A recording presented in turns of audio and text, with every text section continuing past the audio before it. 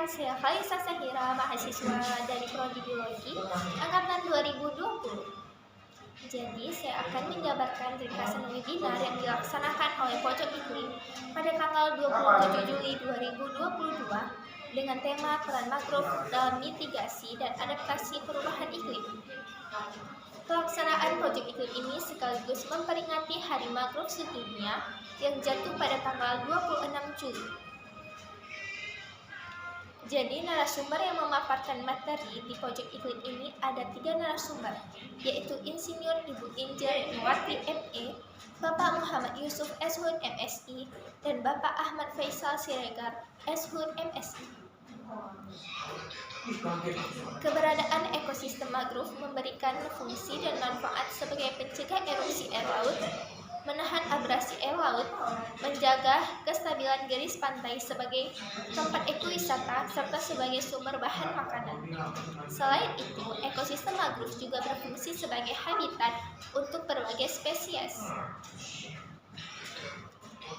Dengan posisinya yang unik di kawasan pesisir dan menyimpan sejumlah besar cadangan karbon, sekitar 4-5 kali dari cadangan karbon hutan daratan yang lebat, membuat mangrove memiliki peran ganda di dalam adaptasi dan mitigasi perubahan iklim.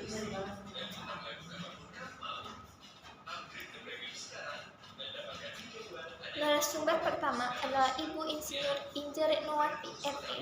Beliau menjelaskan tentang rehabilitas mangrove dan kebijakan pengelolaan mangrove di Indonesia. Mangrove adalah vegetasi pantai yang memiliki morfologi khas dengan sistem perakaran yang mampu beradaptasi pada daerah pasang surut dengan substrat lumpur atau lumpur berpasir. Ekosistem mangrove memiliki layanan jasa atau fungsi yang bermacam-macam, yaitu jasa penyediaan, jasa pengaturan, jasa budaya, dan jasa pendukung lain. Nah, pada jasa penyediaan, mangrove ini berfungsi sebagai bahan pangan dan obat-obatan, sumber kayu dan sumber perikanan. Pada jasa pengaturan, mangrove berperan dalam mengendalikan abrasi pantai guna keseimbangan daratan atau pulau, mengurangi tiupan angin kencang dan terjangan gelombang tsunami, tempat pemijahan ikan dan biota laut lainnya, serta menyerap polutan.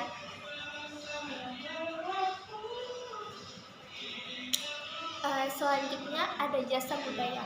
Jasa budaya ini berperan sebagai edukasi, wisata, dan pusat kearifan lokal.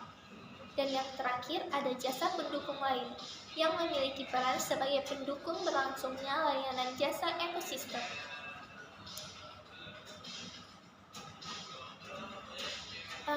Mangrove juga bisa mengalami kerusakan.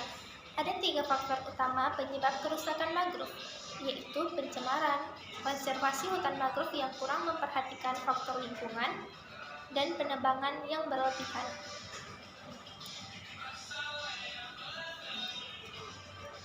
Untuk mengurangi kerusakan itu, dibuatlah jadwal perencanaan rehabilitas mangrove atau roadmap rehabilitas mangrove.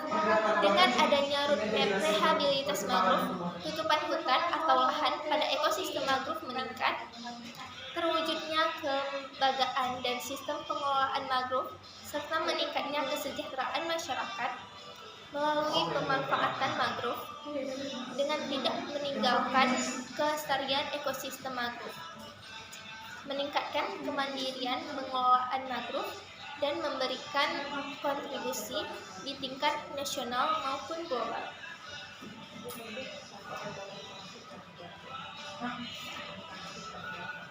Pengelolaan dan rehabilitas mangrove memiliki beberapa dasar hukum, yaitu Undang-Undang Nomor 32 Tahun 2009 tentang Perlindungan dan Pengelolaan Lingkungan Hidup, Undang-Undang Nomor 41 Tahun 1999 tentang Kehutanan, Keputusan Presiden Nomor 32 Tahun 1990 tentang pengelolaan kawasan lindung, dan terakhir Peraturan Pemerintah RI Nomor 26 Tahun 2020 tentang rehabilitas dan reklamasi hutan.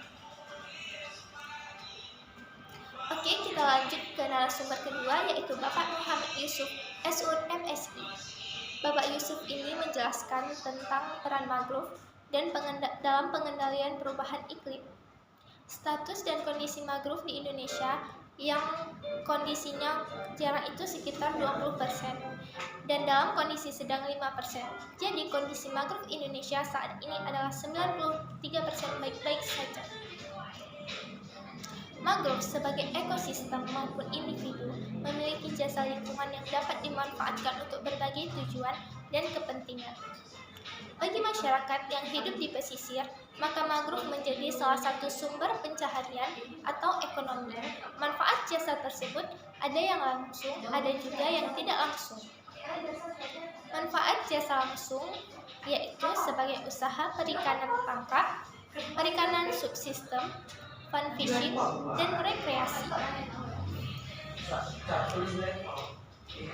Manfaat jasa lingkungan tidak langsung yaitu sebagai perlindungan pesisir, pengikat karbon, siklus hara, keanekaragaman hayati, penelitian, dan pendidikan serta rekreasi.